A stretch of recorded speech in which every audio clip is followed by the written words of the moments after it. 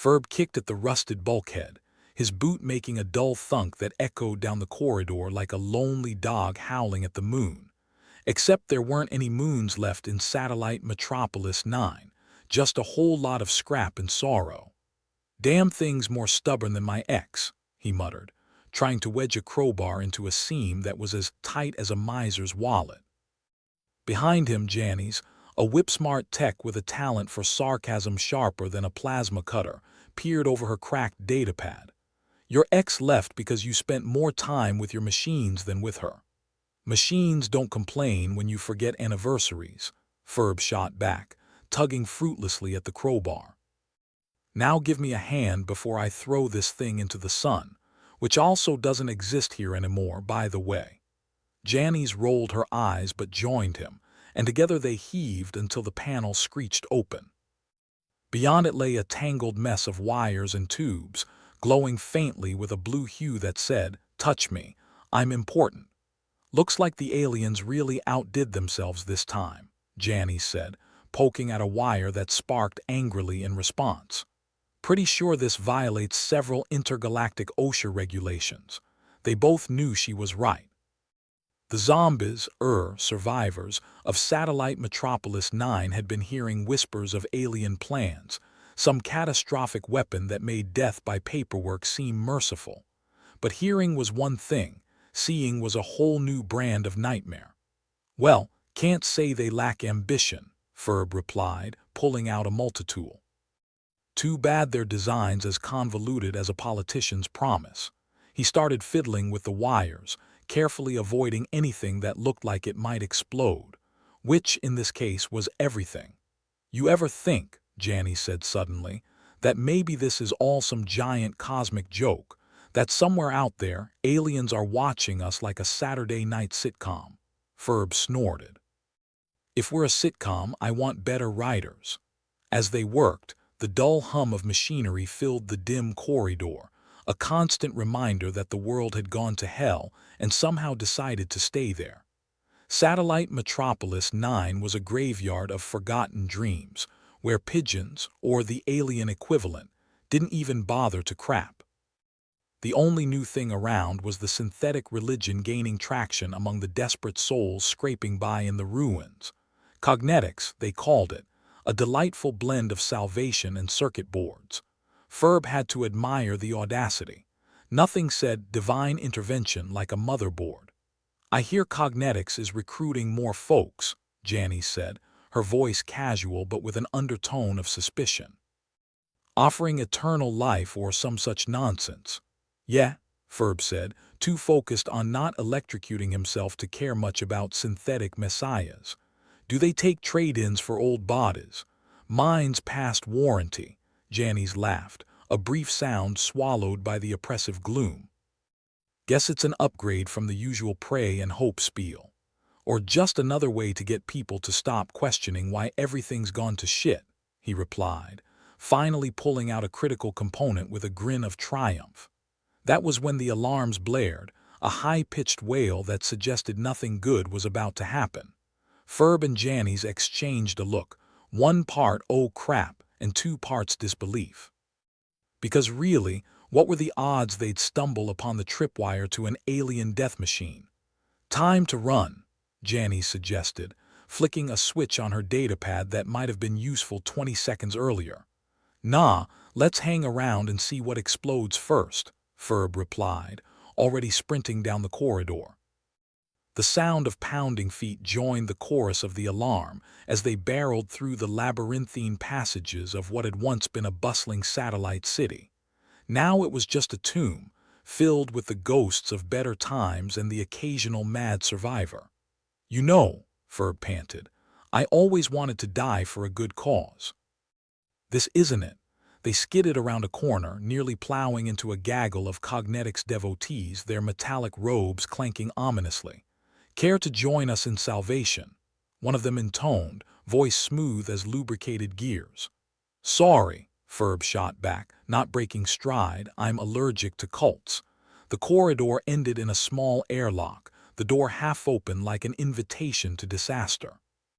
Ferb slid to a halt, slamming a fist against the control panel to no effect. "Come on, open sesame," he muttered, resorting to the universal method of fixing things, hitting them harder. With a reluctant groan, the door creaked open, revealing a hangar filled with debris and the skeletal remains of old ships. A perfect hidey hole if one enjoyed rust and tetanus. They tumbled inside just as the corridor erupted in a shower of sparks and smoke, the alien trap finally springing into action. "Remind me," Janice said, coughing as she slammed the airlock shut. "Why do we keep doing this?" Ferb leaned against the wall, catching his breath. "Because someone has to, and because we're too dumb to quit." She laughed again, a weary sound. "Well, at least we're consistent." The hangar was quiet, the sort of silence that follows narrowly avoided doom. It was temporary, they both knew. The aliens would come looking, and the Comedic zealots would keep preaching, and somewhere, somehow, the universe would continue to conspire against them. Ferb picked up a piece of scrap, idly tossing it from hand to hand. "You think we can fight this thing?" Janice shrugged. "We can try. Or we can join Cognetics and hope for a decent afterlife." "Pass," he said, chucking the scrap into the shadows. "If I wanted to be part of a machine, I'd just marry my laptop." She sank down beside him, the weight of the day settling in. "Then I guess we stick with plan A, don't die today, maybe find a way to make tomorrow suck less." Ferb nodded, staring into the darkness where alien plots and synthetic promises waited like hungry beasts. "Sounds like a plan. Not a good one, but the best we've got." They sat there in silence, listening to the distant hum of disaster and the whispering promises of mechanical gods. Somewhere a rat, or its alien equivalent, scampered across the deck, searching for crumbs. In the grand scheme of things, they were just two more pieces of debris in a universe that didn't give a damn. But hell, even debris had its day. Maybe today was theirs. Janice nudged him, breaking the silence. "You ever think about just stealing a ship and getting the hell out of here?" "Every day," Ferb replied, grinning. "But where's the fun in running away when you can stick around and annoy the hell out of your enemies?" "Touché," she chuckled, then grew serious. "You think we can really stop them?" Ferb shrugged, the gesture as resigned as his smile. "No idea, but I'm willing to give it a shot. Worst case, we go out with a bang. Best case, we live to see another night in this wonderful dump." The hangar lights flickered, casting long shadows that danced like ghosts. Outside, the alarm's wailing had died down, replaced by the low rumble of distant destruction. "Guess we should get moving," Janice said, standing and stretching out the kinks. "Yeah," Ferb agreed, pulling himself up with a groan. "Before the universe decides to throw another surprise our way." They headed toward the exit, their future uncertain, their spirits irreverent. At least they had each other and a healthy dose of skepticism, two things that just might keep them alive. As they disappeared into the maze of the city, the remnants of satellite Metropolis 9 stood silent and brooding, a monument to forgotten ambition and the tenacity of survivors too stubborn to let go. But somewhere within that tangled mess of corridors and secrets, a new danger lurked, its heart beating to a rhythm of alien malevolence and synthetic salvation. And for Ferb and Janice, it was just another day at the office. Ferb shuffled through the barely lit corridor of Satellite Metropolis 9. His mismatched boots clomped against the metal flooring like he was trying to wake the dead, which, given the persistence of some of the inhabitants, wasn't completely off the table. Beside him walked Grix, an eccentric navigator with a penchant for getting lost and a philosophy that maps were just elaborate suggestions. "So what's the plan?" Grix asked, pushing up thick goggles that made him look like a confused insect. "We heading straight into the belly of this beast, or are we thinking of a more strategic retreat?" Ferb snorted, the sound echoing down the empty hall. "Retreat? Since when do we plan anything around here?" They found Janice hunched over her cracked datapad, muttering curses at its flickering screen. "This thing's about as communicative as my last date," she grumbled before finally noticing Ferb and Grix. "Oh, look, the cavalry's arrived. Great, just what I needed, more noise." Ferb grinned. "Miss us that much, huh?" "Like a rash," Janice replied, her tone flat but accompanied by a ghost of a smile. Where Z1GGY, or did our favorite AI get tired of babysitting us? Grix nudged a panel nearby, and with a reluctant whir, Z1GGY's holographic form flickered into existence. The AI companion had a face stuck in perpetual amusement, probably because its programming thought sarcasm was peak human interaction. Babysitting, please, Z1GGY chimed in, voice dripping with faux charm. I prefer to think of it as watching over a very interesting documentary on human incompetence. Glad to know we're your favorite show, Ferb said, rolling his eyes. Now let's get to the part where we don't die horribly. They moved through the bowels of the satellite, the thrum of ancient machinery a constant reminder that this place was a patchwork of desperation and duct tape. The corridors twisted and turned with no sense of direction, much like the minds of the people who lived here. So, this alien weapon, Grix said, as if discussing the weather. What's it supposed to do again? Aside from making a real mess of things, from what we've gathered, Janice piped up, it's supposed to be some kind of, I don't know, a galactic reset button. Wipe out civilization, start things fresh. The kind of thing that makes you wish for simpler problems like tax audits. Sounds like overkill, Grix noted, unless you're really tired of your neighbor's loud music. Ferb nodded. Yeah, but it gets weirder. We've got reports, get this, that humans seem to be immune to its effects. Not sure if that's a compliment or an insult. They reached a bulkhead that seemed to have been chewed by a giant mechanical rat. Beyond it lay the heart of the beast, a control room, or what passed for one in this mess of alien insanity. Wires dangled like the world's saddest party decorations, and consoles blinked with cryptic messages that promised nothing good. Why aren't we dead yet? Grix wondered aloud, squinting at the chaos. Pure spite, probably, Janice suggested. Or because the universe wants to see what other stupid things we'll do next. Z1GGY's hologram flickered beside them, examining the alien tech with a look that suggested it was unimpressed. This design is worse than those do-it-yourself furniture instructions you humans complain about. I'd suggest we turn around, but what's life without a little danger, right? Ferb approached a console and gingerly tapped a blinking icon that looked like a triangle trying to escape a circle. The room responded with a series of beeps that sounded suspiciously like laughter. Did you just turn it on? Janice asked, wary. Turn it on, make it angry, same difference, Ferb shrugged, looking around. The room hadn't exploded yet, which felt like a win. The screens displayed images of alien worlds being rearranged. The weapon's effects were a chaotic symphony of light and destruction, like a toddler with a god complex and a box of matches. Okay, that's something, Grix said, stepping back. And we're just fine, seems like, Ferb said. Either we're special or we're the cockroaches of the galaxy. Hey, credit where it's due, Z1GGY chimed in. You humans are annoyingly resilient, like a cold you can't shake off. Thanks, Janice replied dryly. I think. The trio examined the displays, which flickered with images of devastated alien civilizations. The sheer scale of destruction was humbling, in the way a punch to the gut can be considered humbling. So, what's our next move? Grix asked. Ferb considered the question carefully. Well, we could try and shut it down, or we could broadcast a message to the aliens and let them know humans are off the menu. Janice snorted.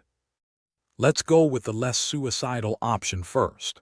Good call, Ferb agreed, his fingers dancing over the console's controls like a pianist at an out-of-tune recital. Z1GGY, think you can translate this mess into something comprehensible? Piece of cake, the AI said, its voice laden with synthetic confidence. Assuming the cake is laced with explosives. With Z1GGY's assistance, they pieced together a message stringing words in a way that conveyed both peace and a subtle screw you to the alien overlords. Think this'll work? Grix asked as the message transmitted into the void, a digital flare in the dark. Might as well try, Ferb said. Worst case, we piss them off enough to come down here and do something stupid. Best case, they ignore us until we figure out how to shut this down for good. The alien tech hummed around them, a behemoth that seemed to breathe with power. Somewhere in its tangled circuits, Ferb hoped, was a solution, a way to stop the weapon or, at the very least, keep humanity from becoming the universe's next big mistake. Janice tapped a finger against her datapad, checking for responses. Still nothing. Maybe they're just as confused as we are, or they're planning something, Grix offered, ever the optimist. Like a surprise party, Ferb said dryly, with lots of fireworks. They lingered in the control room surrounded by technology both wondrous and terrifying until finally Janice's datapad beeped. We got something, she said, eyes narrowing in concentration. Feedback from the aliens. They seem curious. Not sure if that's better or worse than being hostile. Curious is good, Z1GGY said. Means they haven't decided to blow us up yet. Outside the satellite, the cosmos was a sea of stars indifferent to their plight. Yet here they stood, a band of misfits with a knack for survival and a penchant for gallows humor, a combination that might just see them through the chaos. Ferb glanced at his crew, each of them as flawed and unpredictable as the universe itself. But that was okay. In a world where the absurd was commonplace, a little unpredictability went a long way. Let's get to work, he said, gesturing to the alien tech. We've got a weapon to disable and an audience to entertain. Janice nodded, her smirk a little too confident. Guess we better start the show. And with that, they dove back into the heart of alien insanity, armed with nothing but wit, a cracked datapad, and an AI that found all of this terribly amusing. The universe might not care, but hell, they did, and that was enough to keep fighting. As the alien weapon loomed over the galaxy like a dark cloud, Ferb and his team pressed on. They had no guide, no guarantee of success, but they had each other. And sometimes that was all you needed to tilt the odds in your favor, at least until the next catastrophe decided to make an appearance. But for now, they'd fight like hell and smile in the face of oblivion, because if there was one thing humans were good at, it was refusing to go quietly into the night. And as Ferb would say, where's the fun in that? Satellite Metropolis 9 wasn't exactly what you'd call a tourist destination. Unless, of course, you had a penchant for existential dread and the ever-present aroma of recycled air. Despite its charming quirks, it was home to a peculiar assemblage of survivors, scavengers, and the occasional lunatic prophet. Among them, Ferb and his ragtag crew were making waves, mostly in the form of barely contained chaos. The latest twist in their ongoing saga was the Comedics, a group of zealots who decided that humanity's immunity to the alien weapon wasn't just a happy accident but divine intervention. They went around preaching like they'd been injected with a cocktail of caffeine and fervor, sprouting sermons about humanity's destined rise and the supposed divine plan. It was as if a cult of personality had been born from a cosmic joke, and they were the punchline. So, we're basically gods now? Ferb asked as they trudged through yet another dimly lit corridor, the air thick with the hum of machinery and the faint stench of desperation. Because I gotta say, this doesn't feel much like paradise. Maybe it's the shoes, Janice quipped, eyeing Ferb's mismatched boots with a smirk. No self-respecting deity would be caught dead in those, or alive, Grix added, adjusting his goggles with an air of dramatic flair that would put a theater troupe to shame. But it's not all bad. Think of the perks. Divine immunity, a fan club. A fan club that thinks we're divine, Ferb cut in, a grimace twisting his features. Which means they expect miracles. And last I checked, we're fresh out of those. Maybe they'll settle for mediocre, Z1GGY suggested, flickering to life with that ever-present look of digital mischief. Humans have a history of lowering standards. Ferb let out a dry chuckle. Yeah, but how do you perform a miracle with a broken datapad, a navigator who thinks maps are for wimps, and a hologram that's more sarcastic than helpful? Don't forget the mismatched boots. Janice reminded him with a wink, her datapad sputtering to life just long enough to prove it was more liability than asset. You know what they say, dress for the job you want. They headed for the central atrium of Satellite Metropolis 9, where the Cognetics had set up shop. It was a vast, open area complete with flickering lights and the kind of acoustics that made you feel like you were trapped in a tin can with a choir of angry cats. The Cognetics had rigged up a makeshift podium where their self-appointed leader, a wiry fellow with the charisma of a used car salesman, was holding court. "Citizens of the cosmos," he bellowed, arms spread wide as if trying to hug an invisible planet. "Behold the chosen ones." "Chosen to do what exactly?" Janice muttered, shuffling beside Ferb. "Get eaten by aliens. Or maybe they just think we're extra tasty," Grix offered, his grin more unsettling than reassuring. "Quiet, you heathens," Z1GGY chided, though his hologram flickered in a way that suggested amusement. "Let's hear what the prophet has to say." The prophet continued, eyes gleaming with the kind of zeal that could only be fueled by a profound misunderstanding of cosmic events. "Humanity has been marked for greatness. Immune to the destructive powers that lay waste to the stars, we are the future." Ferb leaned over to Janice, his voice low. "I guess that makes us the cockroaches of the universe. Resilient, resourceful, and just a bit of a pest," she replied, her smirk widening. "Sounds about right." As the speech droned on, the crowd, a mix of true believers, skeptics, and those simply seeking shelter from the madness, listened with varying degrees of interest. The Cognetics' message of divine purpose was as intoxicating as it was unbelievable, and that was the problem. It was all too easy for desperate minds to cling to delusions of grandeur. The prophet finished with a flourish, igniting a smattering of applause that echoed through the atrium like an awkward cough. As the crowd began to disperse, Ferb's crew moved forward, determined to get some answers, or at the very least, a more coherent explanation than the nonsense they'd just endured. "Hey, Prophet Guy," Ferb called, weaving through the thinning throng with all the grace of a flamingo on roller skates. "Got a minute?" The prophet turned, his expression a mix of curiosity and mild annoyance. "Ah, the chosen ones themselves. How can I serve you?" "Well, for starters, you can stop calling us that," Ferb said, folding his arms. "We're not exactly saviors, and we sure as hell don't have a plan." "Oh, but you do," the prophet insisted, his grin unwavering. "You're living proof of humanity's resilience." "Our immunity is a sign that we've got thick skulls," Janice interjected, her patience wearing thin. "Look, we're just trying to figure out what's going on without getting ourselves killed." The prophet's eyes sparkled with a fervor that bordered on madness. "And that's precisely why you're here. To lead us through the dark into the light. More like stumbling in the dark with a faulty flashlight," Grix said, shaking his head. "Look, we appreciate the vote of confidence, but we're just trying to survive like everyone else." Before the conversation could devolve into further theological debate, a murmur rippled through the atrium. People began to gather, pointing at a flickering monitor on the far wall. It displayed a message, one that made Ferb's heart sink like a stone in a tar pit. "More alien activity," Z1GGY noted, his hologram studying the patterns with a hint of concern. "Looks like our message got their attention." "Great. Just what we needed," Janice muttered, eyeing the display. "An audience that might be planning to blow us up." The aliens, it seemed, were curious indeed, curious enough to ramp up their surveillance and probing.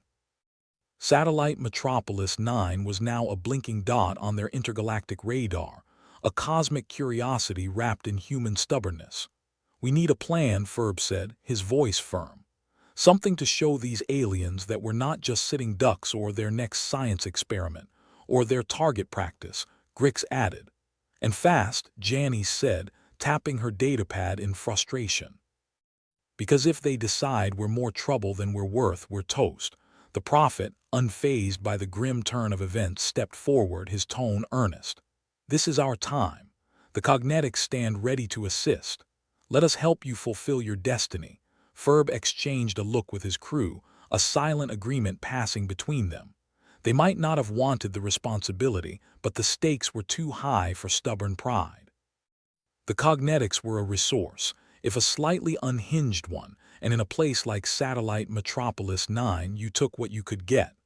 "All right, Prophet," Ferb said at last. "You want to help? Let's start by gathering everyone who's willing to fight or think.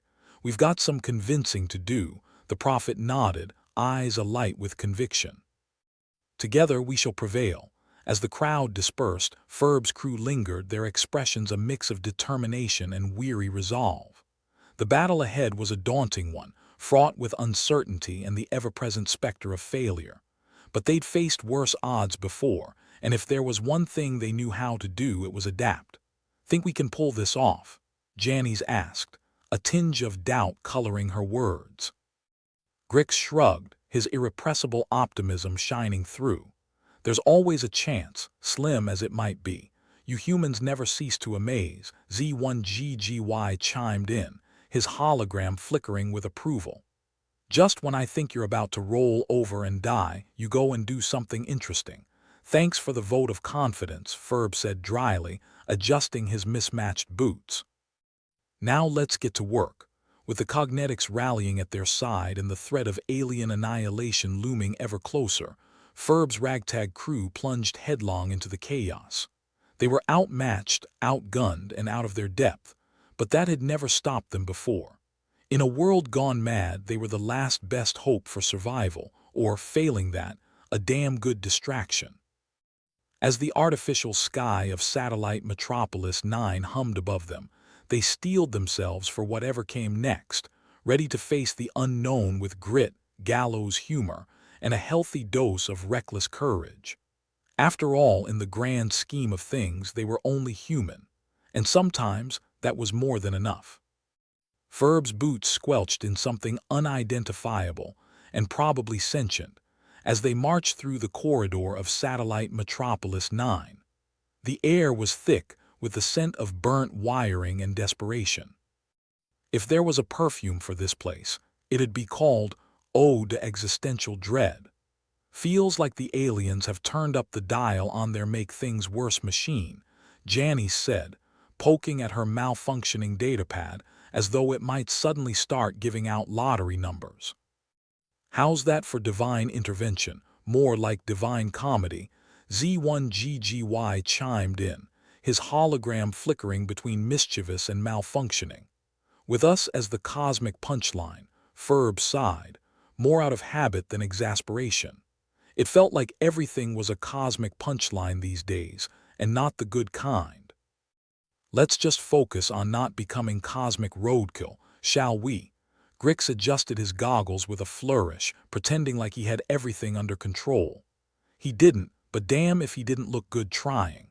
"We need a plan.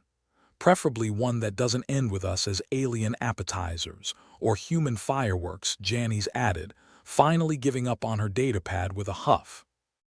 As if on cue, an ominous rumbling echoed through the corridors, the kind of sound that suggested the aliens were busy having a field day with their new toys. Satellite Metropolis 9 was a blinking dot on the intergalactic map, and not in a good way, more like a target in a shooting gallery. "Looks like they're testing their gizmo on a grand scale," Z1GGY noted, his voice a shade too cheerful for the occasion. "The city's alien residents are in for a wild ride." "They're not the only ones," Ferb remarked, glancing around at the chaos unfolding. Alien technology was doing its best impression of a toddler with a paintbrush, making a mess of everything it touched. "But what's the plan, fearless leader?" Janice asked, ever the sarcastic voice of reason or lack thereof. Ferb rubbed his temples. "This kind of thing wasn't in the brochure.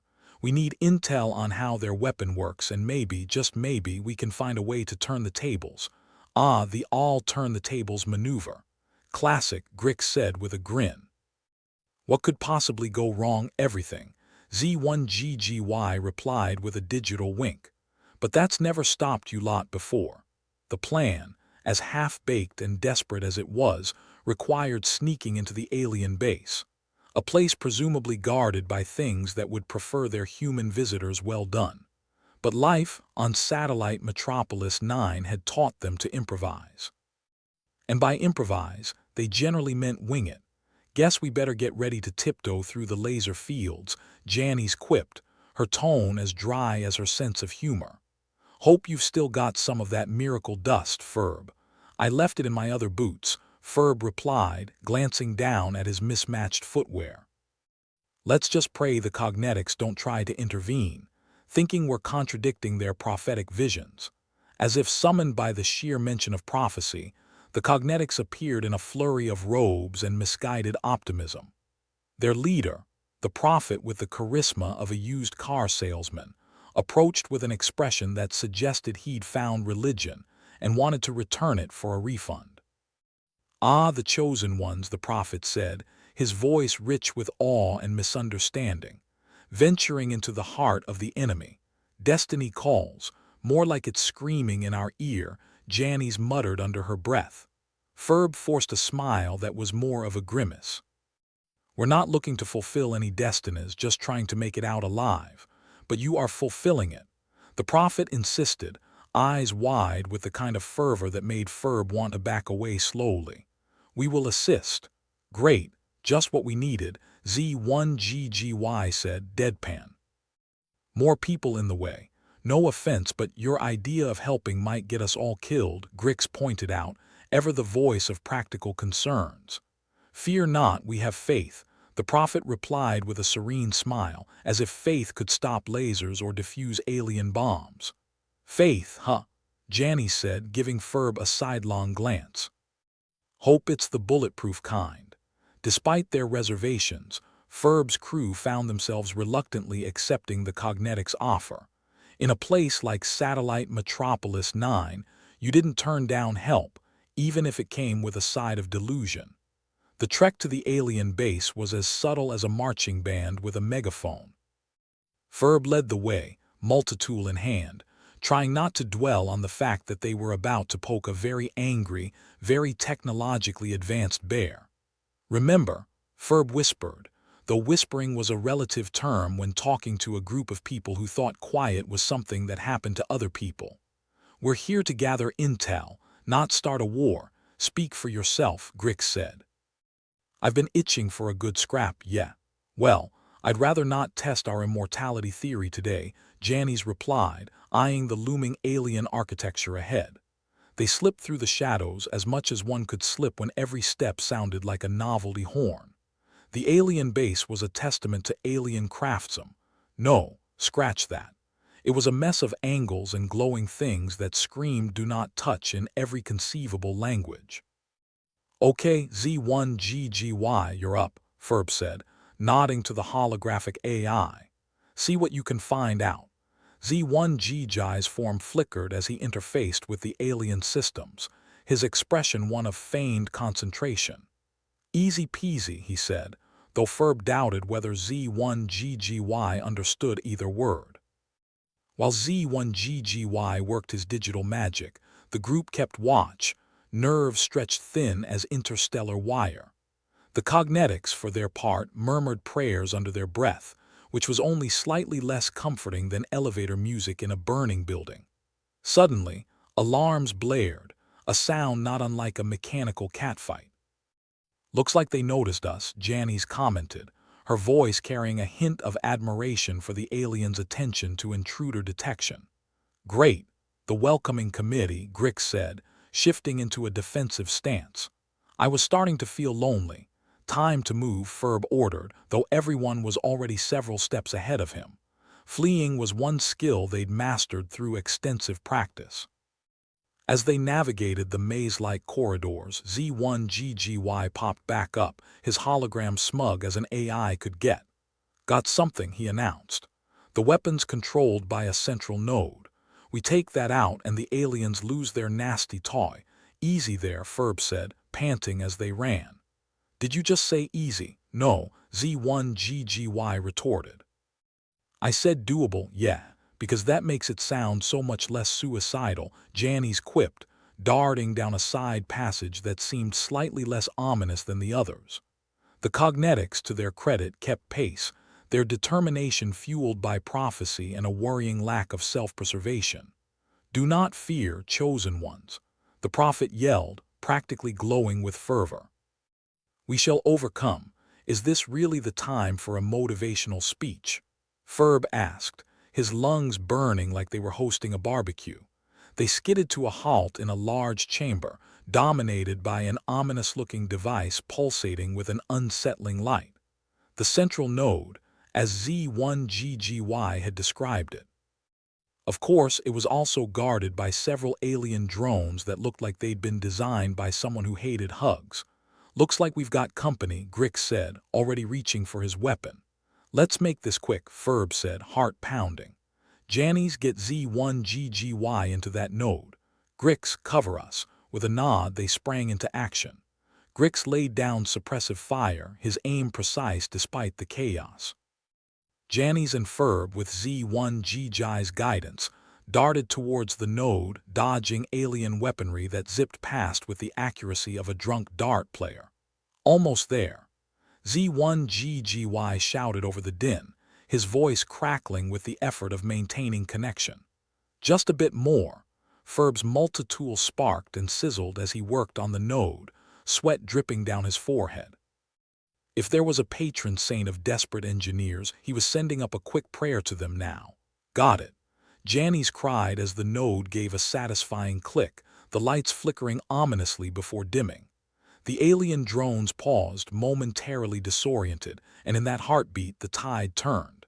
"Now or never," Grix shouted, unleashing a final barrage that took out the remaining drones. Ferb and Jannies scrambled back, adrenaline singing through their veins like a bad techno track. "We did it," Jannies breathed, disbelief coloring her words. "We actually did it for now," Ferb corrected, ever the realist. "This was just one base. But it's a start. And a damn good one," Grix agreed, his grin that of a man who just cheated death and liked the taste of it. The Comedics, meanwhile, were practically radiant with joy, as though the prophecy had been fulfilled in some small, significant way. The prophet clasped his hands together, eyes alight with a faith that was, for once, not entirely misplaced. "Behold the power of the chosen ones," he declared, voice ringing in the aftermath of battle. "We are saved." "Saved is a bit of a stretch," Ferb said, though he couldn't quite keep the smile from his face. "But for now, it's enough." And so, in the heart of enemy territory, amidst the wreckage of alien machinery and the echoes of a battle fought bravely, Ferb's ragtag crew stood as unlikely heroes. Not because they were chosen or divine, but because they refused to give up when the universe seemed hell-bent on swallowing them whole. In the grimdark corridors of Satellite Metropolis 9, where the sun didn't shine and the moon had long since vanished, they found a flicker of hope, a stubborn, irreverent spark that refused to be snuffed out. Ferb's boots squelched again, this time in a more dignified puddle of despair as they sloshed through the alien base. Things had taken a nosedive faster than a drunk pilot on New Year's. The team was now prisoners, surrounded by aliens who looked like they'd been assembled from spare parts and bad intentions. "Could be worse," Grix muttered, adjusting his goggles with a flourish that spoke of misplaced confidence. "At least they haven't vaporized us." Yet Jannies added, her sarcasm as sharp as ever. "Give them time," Ferb grunted, his multitool now a useless chunk of metal in his pocket. "I was hoping for a more dignified end than killed by the universe's worst IKEA kit." Their captors, tall and spindly, chittered among themselves, a sound like angry teapots arguing over who was the hottest. Z1GGY flickered in and out, his holographic form glitching with an air of mischief and malfunction. "Any bright ideas, Z1GGY?" Ferb asked, though hope was in short supply. "Other than running?" "Nope," Z1GGY replied, his voice crackling like a bad radio. "And before you ask, I can't hack their systems without a full signal." "Thanks for asking, though," Ferb sighed, a sound like defeat wrapped in resignation. Captured by aliens with a knack for bad interior design, escorted into the belly of the beast, as it were. The Comedics had insisted this was a part of some divine plan, but Ferb suspected their plan involved more fireballs and fewer handcuffs. "Do you ever think maybe we're the baddies?" Jannies mused, eyeing their captors with exaggerated thoughtfulness. I mean, look at them. They've got the whole villain aesthetic nailed, considering they have us penned up like Sunday lunch. I'd say they're doing a bang-up job, Grix said, eyeing the alien guards with something that might have been admiration if it weren't for the laser rifles pointed their way. Meanwhile, on satellite Metropolis 9, chaos was erupting in the human sector like a well-aimed Molotov cocktail. The Cognetics, buoyed by what they interpreted as a sign from their gods, namely, that humanity was the only species immune to a weapon that made the rest of the galaxy sweat more than a politician in a lie detector test, were rallying the masses. And by rallying, of course, they meant creating a riotous upheaval that would make your average revolution look like a Sunday picnic. In the dimly lit corridors of the metropolis, the Cognetics chanted, their robes flowing around them like laundry stuck in a spin cycle.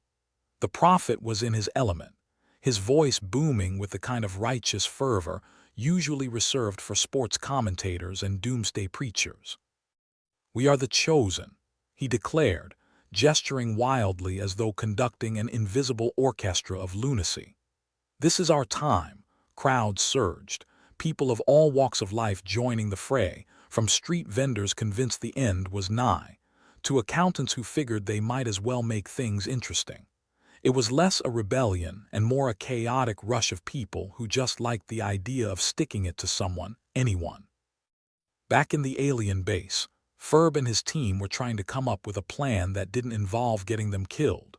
The irony wasn't lost on Ferb that, while the Cognetics were busy overthrowing order in his name, he was stuck trying to avoid being turned into alien sushi.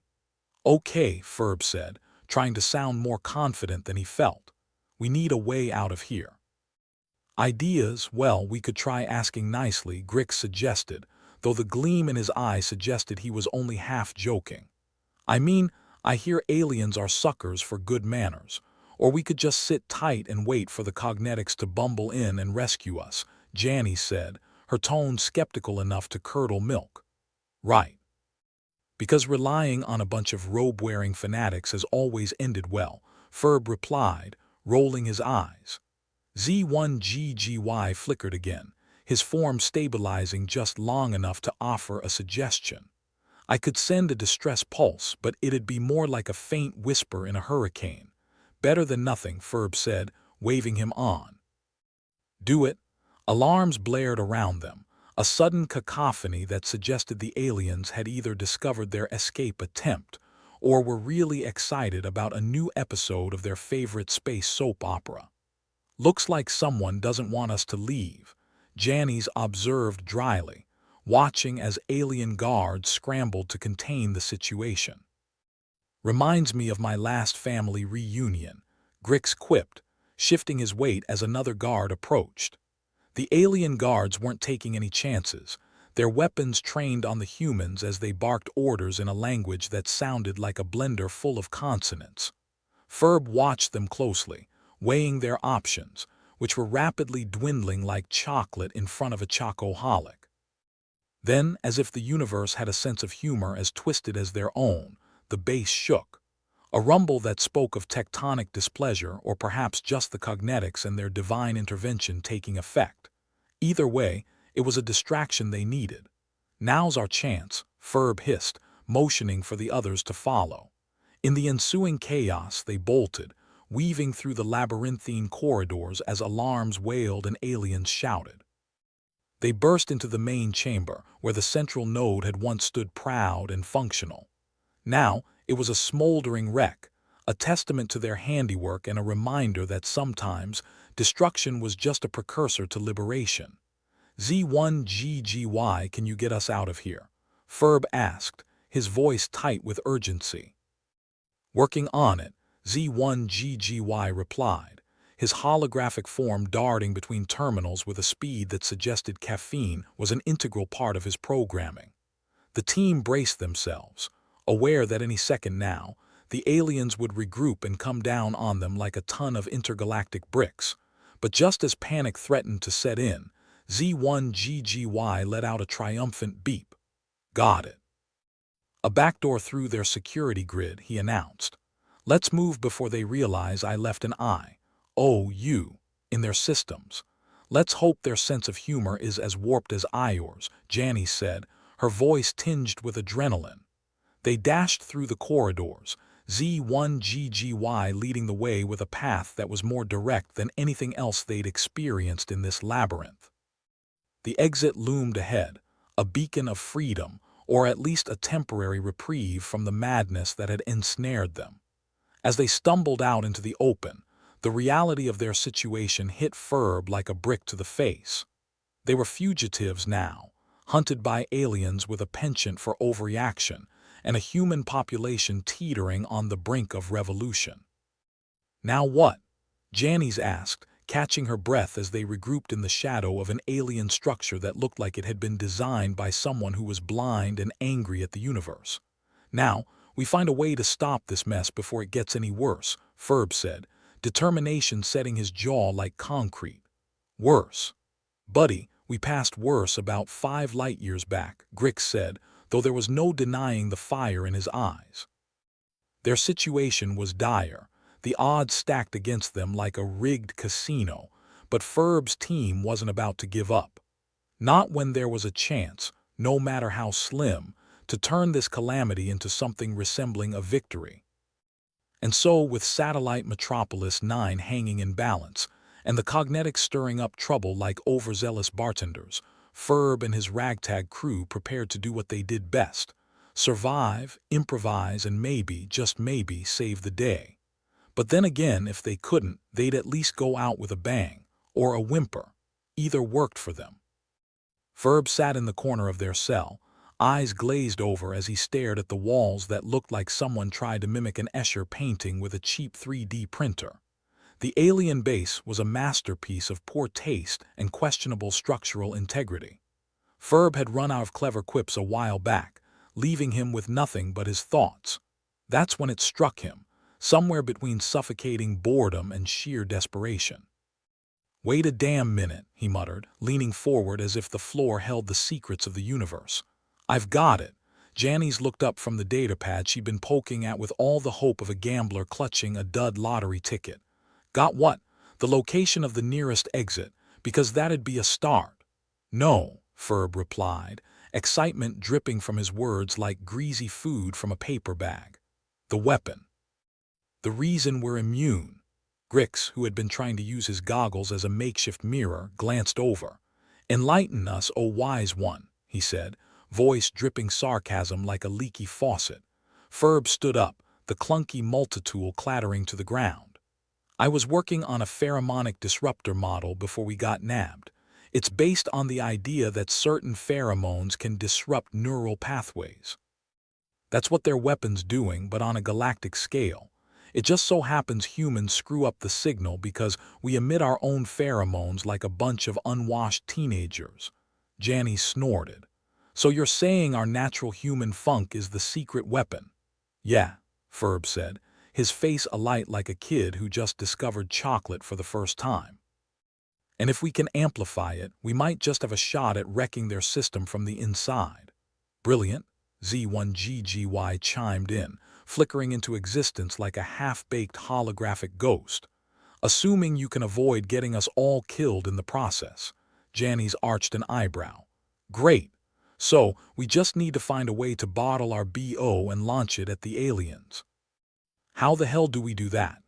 "Well, if we can reach their central hub, I think I can rig something with the tech there," Ferb said, glancing around to make sure no alien guards were eavesdropping on their budding escape plan. "I like it," Grix said, nodding with misplaced confidence. "It's just crazy enough to work, or get us vaporized faster than a snowball in a supernova." "Then we better get moving," Janice said, standing up and tossing the datapad aside with all the grace of someone discarding a moldy sandwich. They waited until the guards were distracted, easier than expected, given the aliens' apparent fascination with a clumsy fight breaking out in the hallway. Maybe watching their comrades tussle was their version of intergalactic sports. "Z1GGY, do your thing," Ferb said, motioning to the AI. Z1GGY flickered forward, his form glitching like static on an old TV. Accessing security protocols and boom. Got us a one-way ticket to the hub. Fast work, Janny said. How much of that was legal? Let's just say I left some breadcrumbs, and no one's gonna miss a slice or two. Z1GGY replied, his voice laced with digital smugness. They moved quickly, a ragtag band making their way through the alien base's labyrinthine halls. The architecture seemed designed to bewilder, but Ferb and his team were running on adrenaline and caffeine-fueled survival instincts. If there was one thing humans were good at, it was improvising under pressure. As they approached the hub, the air grew tense, like someone had dialed up the atmosphere's anxiety to 11. The hub itself was a monstrosity of cables and whirring devices, at the center of which sat the make-things-worse machine, an alien contraption that looked like it had been cobbled together by someone who only had a vague idea of what they were doing. Ferb suspected it worked much like a politician, loud, overcomplicated, and ultimately full of hot air. "Okay, Ferb," Janny said, watching the corridors for any unwelcome company. "Do your magic." Ferb dove into action, his hands moving with the precision of someone who spent more time tinkering with things than interacting with people. "I just need to tweak the output and crosswire the pheromonic receptors. There. That should do it." The rest of the team watched as Ferb worked, a jumble of wires and alien tech slowly becoming something that looked distinctly human in its inelegance. It was a mess, but it was their mess. Grix gave a low whistle. "If this works, I'm buying you a drink." "Hell, I'll buy you the whole damn bar." Ferb grinned, sweat beading on his forehead. "I'll hold you to that." "All right, here goes nothing." He activated the device, a low hum filling the room as the pheromonic disruptor came to life. The alien equipment sputtered and flashed, the unintended symphony of error codes and alerts a sweet melody to their ears. Z1GGY flickered again, skipping like an old record. "You've done it, Ferb." "The system's in chaos. Let's hope it stays that way long enough for us to get out of here," Janny said, her eyes scanning their surroundings for any sign of alien retribution. But as the seconds passed, nothing happened. The base remained silent, save for the distant whir of machinery and the panicked cries of aliens who realized their much-vaunted system was failing. "We might just pull this off," Ferb said, disbelief and excitement warring for dominance in his voice. "Not too shabby for a bunch of misfits," Grix added, adjusting his goggles with that same unfounded confidence. Their victory, however, was short-lived. The base rumbled again, a reminder that satellite Metropolis 9 was still in the grips of chaos, and if they didn't act fast, their little victory would be as fleeting as a sneeze in a hurricane. "We need to get back to the Metropolis," Ferb said, urgency edging his words. "If the Cognetics get their hands on this tech, they'll make a mess worse than a toddler in a paint store. Then let's make like a tree and get the hell out of here," Janny said, leading the charge as they sprinted back through the base, leaving the chaos and confusion in their wake. They emerged into the frigid expanse of space, the alien base behind them now a distant memory. Satellite Metropolis 9 loomed before them, a sprawling maze of steel and lights where humanity's future hung precariously. "How do we get down without becoming space debris?" Grix asked, looking every bit the part of a man who didn't want to become a human pancake. "Simple," Ferb said, gesturing to a nearby shuttle, conveniently abandoned in the chaos. "We hitch a ride and hope this thing's got enough juice to get us there." The shuttle was a cramped, clunky vessel that smelled faintly of desperation and old socks, but it would do. Z1GGY interfaced with the controls, his holographic form dancing across the dashboard as he brought the engines to life. "Everyone ready?" Ferb asked, glancing around at his team. "As ready as I'll ever be to plummet through the atmosphere in an alien tin can," Janice replied, her voice laced with sardonic humor. "Let's do this," Grix said, strapping in with a grin that suggested either bravery or madness. The shuttle shuddered as it took off, the engines roaring to life with a groan that sounded like a dying animal. They hurtled toward satellite Metropolis 9, leaving behind a trail of chaos that would likely haunt the aliens for weeks to come. As they descended into the atmosphere, the shuttle bucked and swayed like a drunken sailor, but despite its best efforts, it held together. The team watched as the Metropolis came into view, a sprawling testament to human ingenuity, or lack thereof. "We're coming in hot," Z1GGY warned, his voice crackling through the comms. "Just like every date I've ever had," Janice quipped, gripping her seat as they hurtled toward the surface. The shuttle hit the ground with a jolt that rattled their teeth and did nothing for Ferb's fragile sense of peace. They tumbled out, grateful to still be in one piece, and took in their surroundings. The Metropolis was in chaos, the Cognetics uprising in full swing as they chanted and waved banners like 1960s hippies with a penchant for violence. "Now what?" Grix asked, already scanning for the nearest exit. "Now we stop this madness," Ferb said, determination hardening his voice. "We've got the tech. Let's make sure it doesn't fall into the wrong hands." Janice nodded, a wicked gleam in her eyes. "Let's show these Cognetics what happens when you poke the wrong bear." Z1GGY flickered beside them, a digital ghost with a mission. "I'll keep an eye on their systems. Let you know if anything looks too dangerous." "Good," Ferb said, leading them into the fray. "Let's save this dump." The team plunged into the chaos of satellite Metropolis 9, ready to play their part in the unfolding drama. Because if there was one thing they knew how to do, it was thrive amidst pandemonium, or at the very least not die trying. Ferb paced the Metropolis alleyway, the smell of burning electronics and chaos wafting through the air like someone's bad cologne.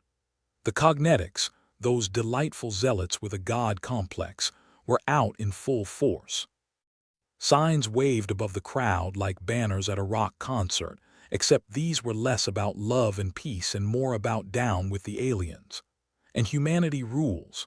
Looks like they finally found their purpose," Janice said, her voice dripping with sarcasm. "Nothing like impending doom to unite the masses. Or scatter them," Grix added, adjusting his goggles.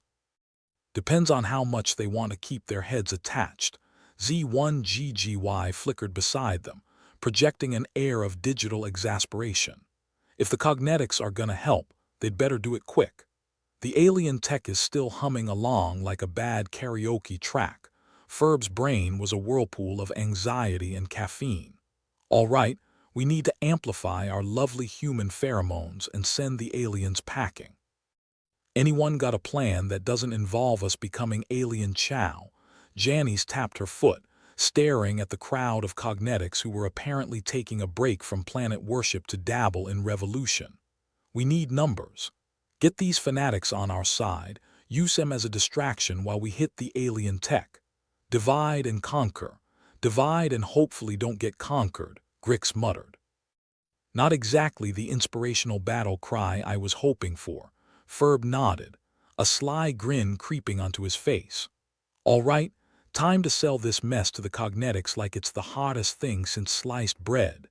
They maneuvered through the crowd, Ferb leading the charge with the swagger of a man who had nothing to lose, mostly because he'd already lost it all.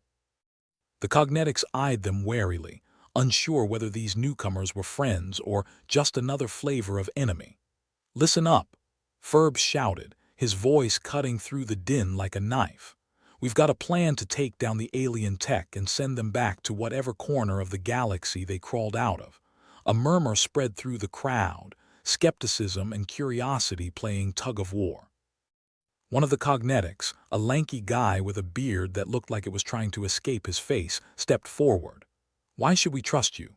"Because we're the only ones crazy enough to try this," Janice replied, flashing her best salesperson smile. "Plus, we've got something they don't. A human stink bomb." The Cognetics looked at each other, weighing the proposal with all the gravity of a reality TV show judge. Finally, Beard Man nodded. "All right, what's the plan? We create a distraction," Ferb explained, pointing to the looming alien spire in the distance. While they're looking the other way, we hit their system with a blast of human pheromones so potent, they'll be running for the hills. And how do we know you won't just cut and run? Another Comedic chimed in, her arms crossed defiantly. Because we're all in this mess together, Grix said, a rare note of sincerity in his voice. And if we don't work as a team, we might as well lay down and let the aliens have their way. Beard Man considered this, then nodded again. All right, let's stick it to these extraterrestrial overlords. With a plan in motion, the motley crew of Comedics mobilized, their fervor redirected from celestial contemplation to good old-fashioned rebellion. As they stormed toward the alien spire, Ferb's team slipped through the chaos, making their way to the heart of the alien tech. The spire loomed before them, an architectural nightmare of sharp angles and unsettling hums. Ferb led the way, multi-tool in hand, his mind racing through the calculations needed to amplify their pheromonic signal. Z1GGY, keep us posted on any alien movements, Ferb ordered as they crept inside. Already on it, Z1GGY replied, his holographic form shimmering as he delved into the alien systems. Looks like most of them are focused on the Comedics. We've got a window, but it's closing fast. Then we better make this count, Janice said, motioning for Grix to cover their rear. Ferb, you ready to turn this place into a deodorant commercial gone wrong, born ready, Ferb replied, though the truth was closer to a state of perpetual uncertainty. He set to work, his hands flying across the alien console, wires and circuits bending to his will, or at least his best guess. The room filled with a low-frequency hum, a bass note that vibrated through their bones and rattled their teeth. Ferb adjusted the settings, amplifying the pheromonic disruptor until it whined like a starving dog. Here goes nothing, he muttered, flipping the final switch. The effect was immediate. The alien tech shuddered, error codes flashing across screens like a fireworks display. Outside, the Comedics cheered as the alien spire began to flicker, its power source fluctuating under the strain. Ferb, you magnificent bastard, it's working, Grix shouted, eyes wide with disbelief. For a moment, hope blossomed in the chaos, a fragile thing buoyed by their collective will. But the aliens weren't beaten yet. As if sensing their desperation, the spire surged back to life, its systems fighting against the disruptive signal. Crap, they're pushing back, Janice warned, scanning the room for options. We need more juice. Z1GGY, can you boost the signal? Ferb asked, sweat pouring down his face. Already on it, Z1GGY said, his form glitching as he interfaced with the alien systems. Just a little more there. The spire trembled, the alien technology caught in a tug-of-war between its makers and the misfit band of humans fighting for survival.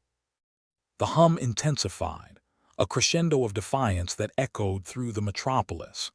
As the alien tech sputtered and died, the Comedics erupted into cheers, their faith vindicated by the sudden collapse of their oppressors. Ferb and his team watched as the aliens, disoriented and powerless, retreated, their once mighty weapon reduced to scrap. We did it, Grix breathed, the weight of their victory settling over him like a warm blanket. We actually did it for now, Janice cautioned, ever the realist. They'll be back, but at least we've bought ourselves some time. Ferb leaned against the console, exhaustion and relief mixing into a potent cocktail. Let's just hope we don't have to do this again anytime soon.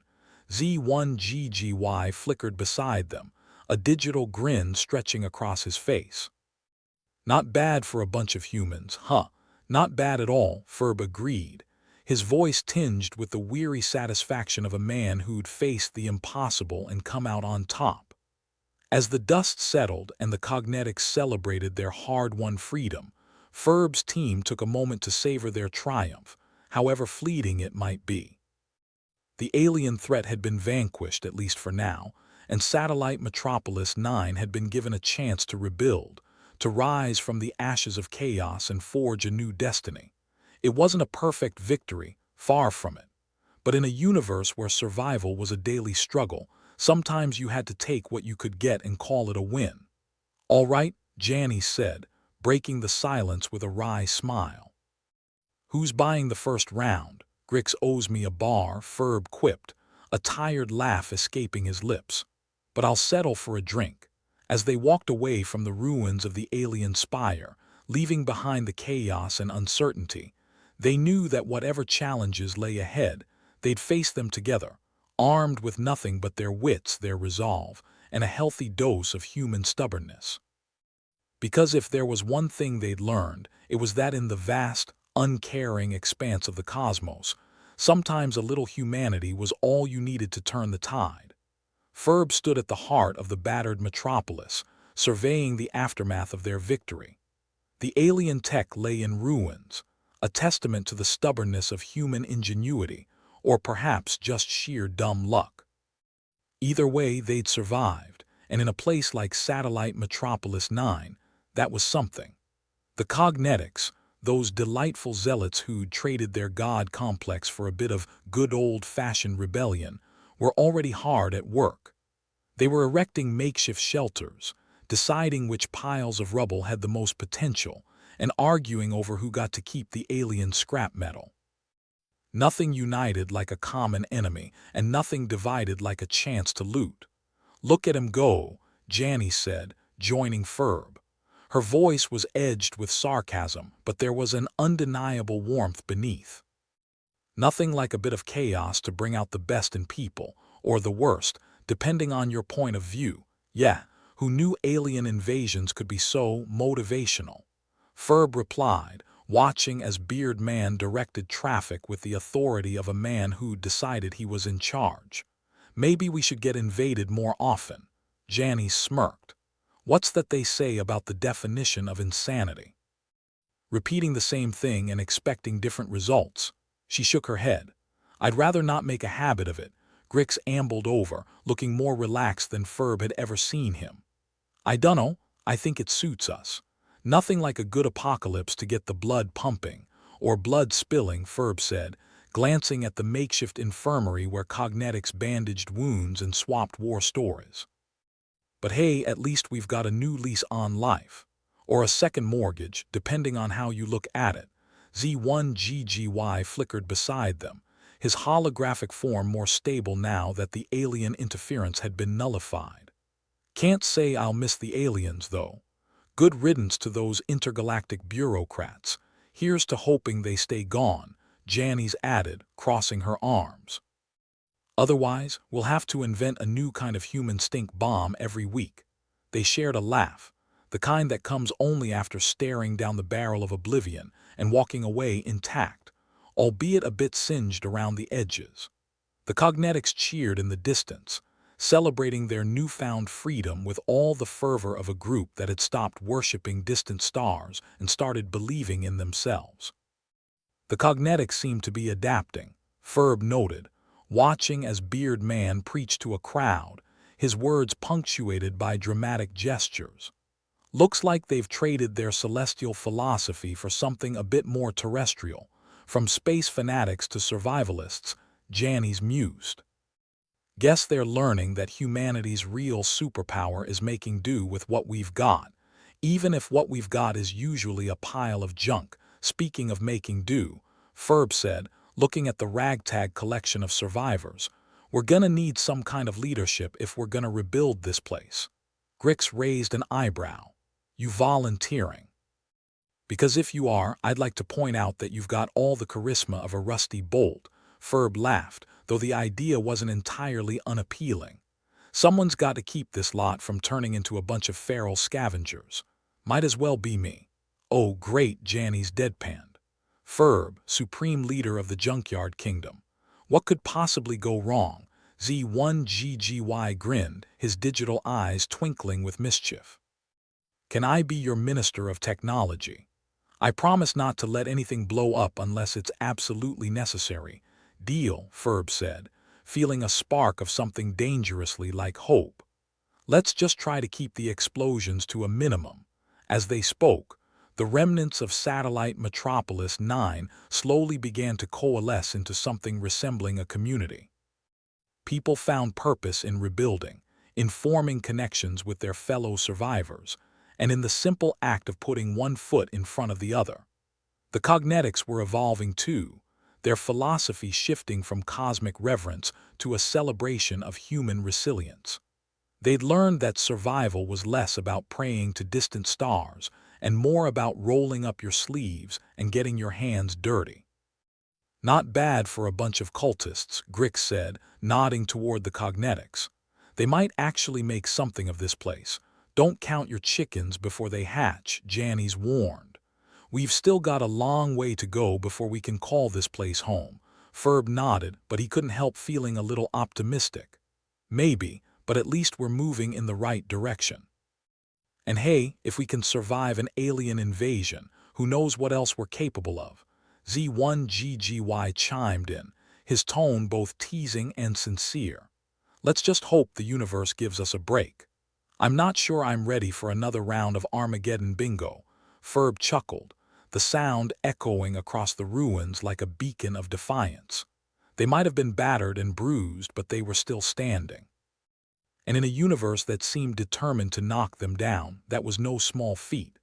As the sun, or rather the absence of it, cast long shadows across the city, Ferb's mind drifted to the future.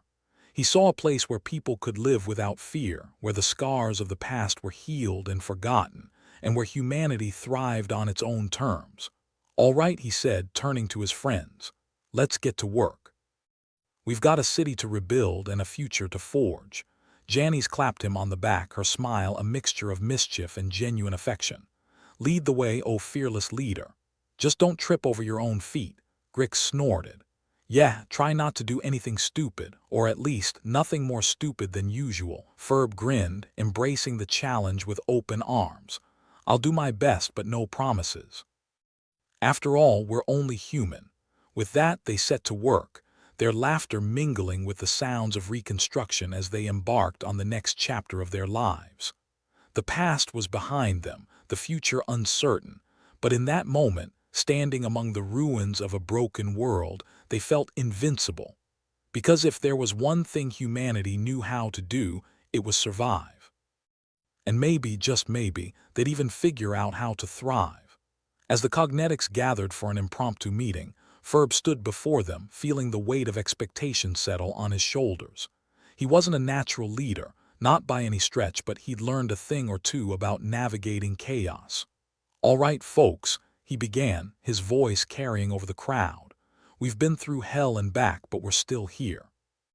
And if that doesn't make us the toughest bunch of scrappers in the galaxy, I don't know what does.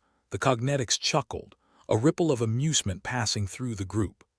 Beard Man nodded approvingly, his arms crossed like a proud parent watching his kid finally ride a bike without training wheels. We've got a chance to build something new here, Ferb continued, his tone growing more earnest. A place where we can live without fear, where we can make our own rules. But it's going to take all of us working together. Does that mean we get to keep the alien junk? Someone shouted from the back, earning a chorus of laughter. Ferb grinned. Sure, why not?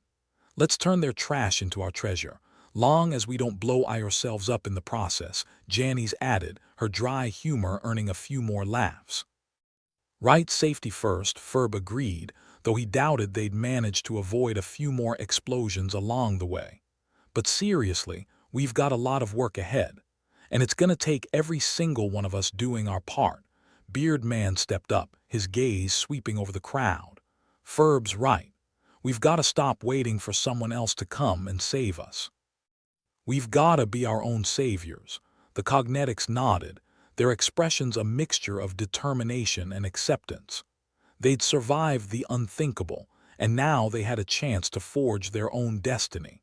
As the meeting broke up, Ferb found himself standing beside Beard Man, the two of them watching as people dispersed to various tasks. Didn't think I'd see the day when I'd be taking advice from a guy with a beard that could double as a bird's nest. Beard Man chuckled, stroking said beard with a thoughtful expression. Hey, don't knock it. This beard's seen more action than most people, Ferb laughed, the sound mingling with the hopeful clamor of a city reborn. Well, here's to new beginnings. Let's just hope we don't screw it up, Beard Man clapped him on the back. Whatever happens, we'll face it together. And if the aliens come back, we'll give him hell all over again. Damn right, Ferb agreed, feeling a camaraderie he'd thought lost among the stars. As the sun, or rather the absence thereof, settled into the horizon, Ferb let himself hope, not just for survival but for something more, for a future where humanity could thrive, no longer at the mercy of alien whims or cosmic chaos. Because in the end, there was one thing of which Ferb was certain. Humanity might be flawed, imperfect, and downright messy, but they were also stubborn as hell. And sometimes, that was all it took to turn the tide.